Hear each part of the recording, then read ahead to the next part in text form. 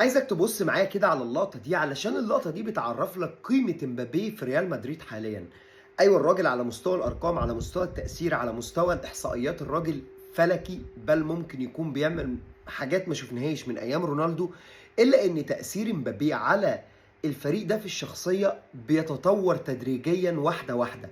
بص كده على اللقطة اللي قدامك دي هتلاقي ان فينيسيوس كان حارس فيا ريال في ضربة الجزاء بدأ يستفزه، وفينيسيوس بدأ يخش في مناوشات مع حارس فيا ريال، هيبدأ تركيزه يطلع.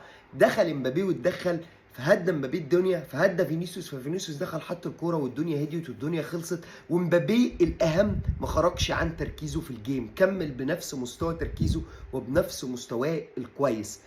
دي قوة من امبابي وده تأثير من امبابي على المجموعة اللي حواليه مهم جدا جدا.